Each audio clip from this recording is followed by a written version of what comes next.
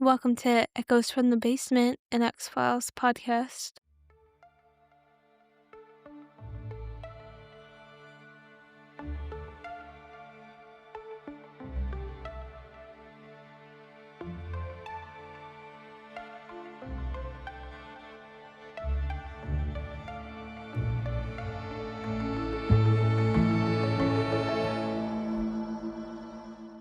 I'm your host, Alice, and today we're stepping out of Agent Scully and Mulder's world and into our own reality, where the strange isn't just theory and the unexplained hides in plain sight. This is Mini X-Files Case 8. You sit in your home, cozied up by the fireplace. The wind howls and the house creaks, but you pay it no mind. You feel safe inside. As you continue to warm up and start to fall asleep, there's a sudden knock at your door. You check to see who it is, but no one is there. The lights go out. The sound of chains dragging on the floor fills the room. Before you can move, a force pushes you from behind, knocking you to the ground. Chilling whispers echo in your ear. They say, "Welcome to your nightmare." This is Mini X-Files Case 8, The Bell Witch. Hey everyone, how's it going? I am so tired. I got up from a nap and I'm still sleepy.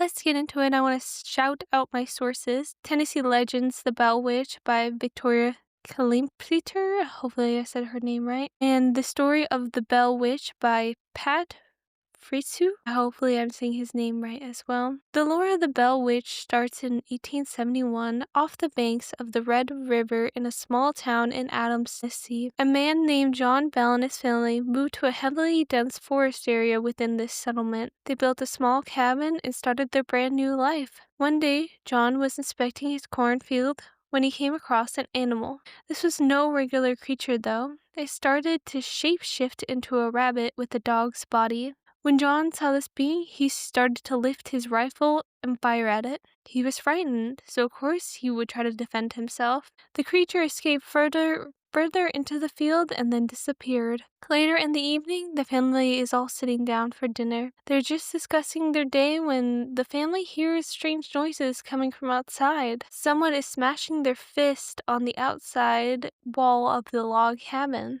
Bell and his sons rush out and see that nothing is there. The evening continues with more knocking, gnawing sounds, and even the sounds of chains being dragged across the floor. From then on, these occurrences became more and more severe. The children complained of what sounded like rats gnawing on their bedposts, louder knocking, and someone tossing their blankets and pillows every night while they're in bed. Eventually, the ghosts began hitting, pinching, and pulling family members' hair. John and his daughter Betsy were always at the end of the spirit's wrath and beatings. Betsy would receive slaps so hard to the face that it would blister and leave hand indentations. Then, the entity would whisper in the family's ears words that were so quiet the Bells could barely understand them. The witch told the family that she was once a happy spirit, but now she has been disturbed. The hauntings continued and more people began to see the witch. For instance, an enslaved worker named Dean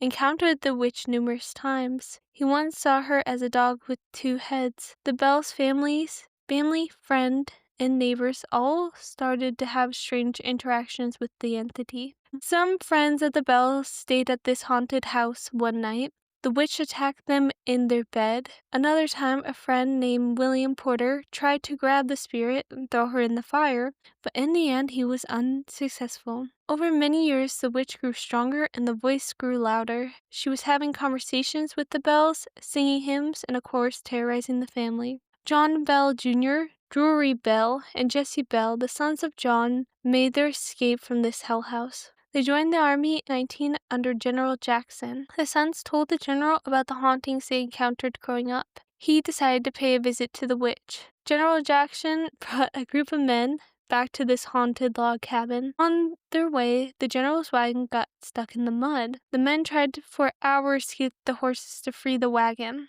Jackson believed that this is the work of the Bell Witch. The general and his soldiers start to hear an evil woman's voice saying, "Go on now, I'll see you all tonight," and they managed to get to the Bell's house in time for dinner. General Jackson's men set up camp outside and discussed the witch. One man stated that he is a witch tamer and has a special gun with silver bullets that will kill the witch. The man taunts the spirit some more.